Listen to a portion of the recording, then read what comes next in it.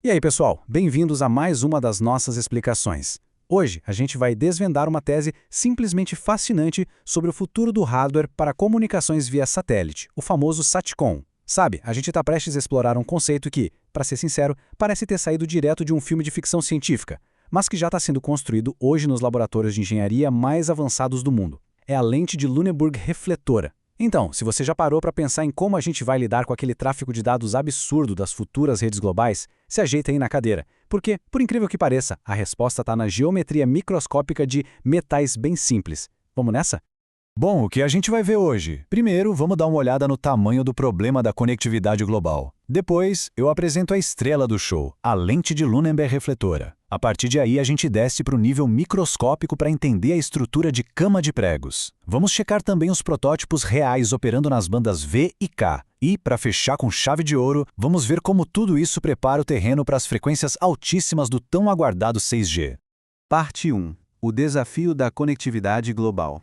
Imagina a seguinte situação. Nossas redes de telecomunicações hoje estão enfrentando um congestionamento como a gente nunca viu antes. A gente quer internet ultra rápida, no avião, no meio do oceano, lá no meio do nada, né? E para que isso aconteça, a gente depende cada vez mais daquelas constelações enormes de satélites em órbita. E é exatamente aí que a gente esbarra na pergunta de $1 milhão na nossa análise de hoje. Como é que a gente contorna as limitações físicas do hardware que a gente manda hoje lá para o espaço? Porque para ter uma internet espacial sem quedas e que consiga rastrear vários alvos ao mesmo tempo, a gente precisa de equipamentos ágeis, muito potentes e, o mais importante, que sobrevivam àquele ambiente que é super hostil. E, sinceramente, o que a gente tem hoje não dá conta do recado.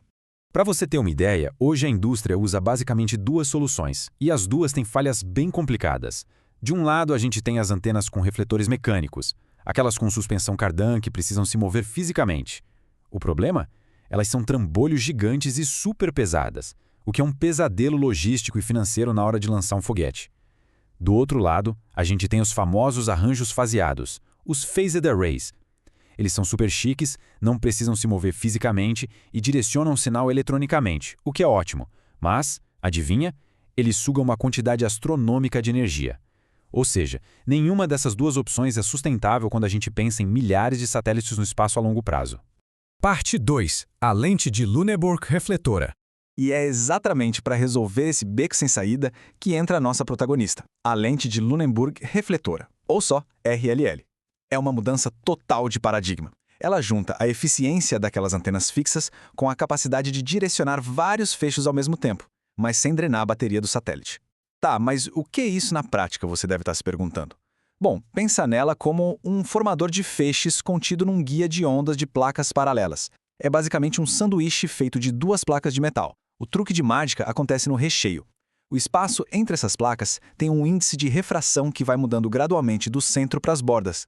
É literalmente o mesmo princípio de uma lupa usando o vidro para curvar e focar a luz do sol, só que aqui a gente está dobrando frequências de rádio e micro-ondas. Incrível, né? E entender como isso sai do papel para a vida real é brilhante. Matematicamente, o modelo ideal precisaria de uma transição perfeitamente suave desse índice de refração, como um degradê perfeito de cores. Mas, no mundo real, na hora de fabricar, a gente não consegue construir algo com uma suavidade perfeita. Então, o que os engenheiros fazem? Eles pegam essa lente teórica e traduzem para uma grade. É como se eles pixelizassem a lente em pequenas células. Assim, dá para construir essa estrutura passo a passo com materiais reais. Parte 3. A estrutura cama de pregos.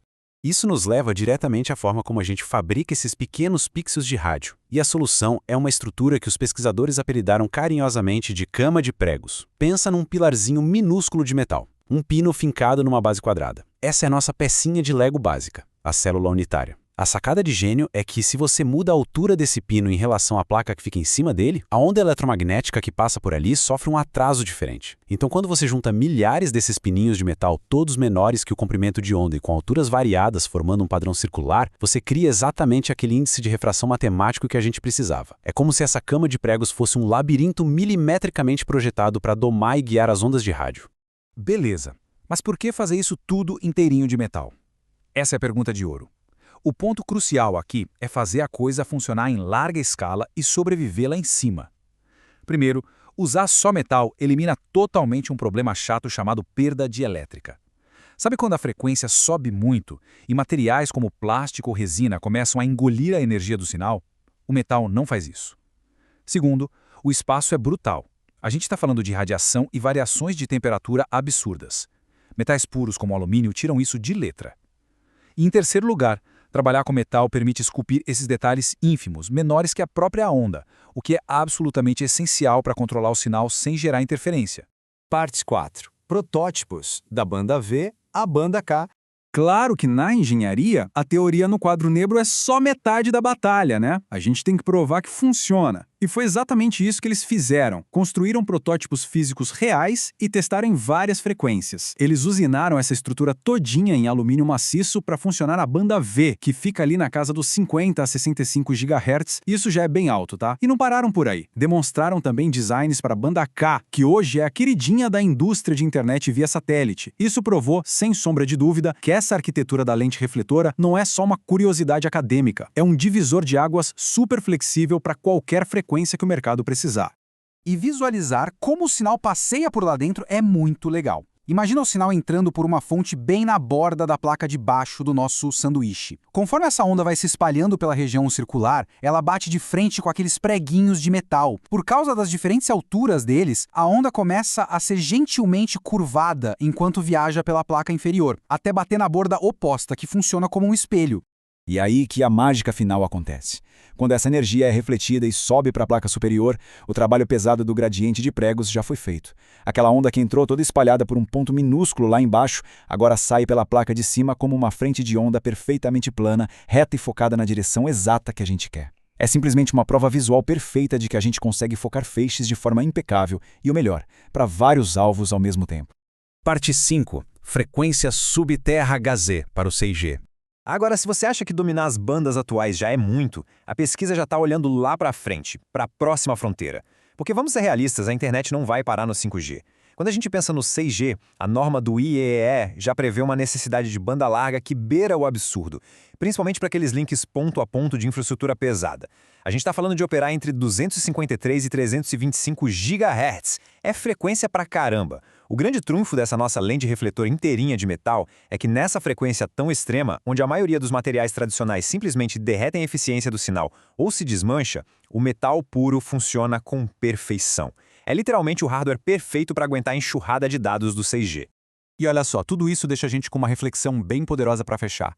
É muito louco pensar que, numa época em que a gente quer redes sem fio cada vez mais onipresentes e invisíveis, cobrindo do fundo do mar até o espaço sideral, o segredo para fazer isso funcionar não é um material alienígena super exótico. O grande segredo é simplesmente esculpir, milímetro a milímetro, um pedaço de alumínio ou cobre puro em uma escala quase microscópica. Isso muda completamente o jogo de como a gente desenha antenas hoje. E fica a pergunta, o que mais a geometria pura e simples dos materiais esconde sobre o nosso futuro conectado? Muito obrigado por acompanhar a nossa explicação de hoje e continuem sempre curiosos. Até a próxima!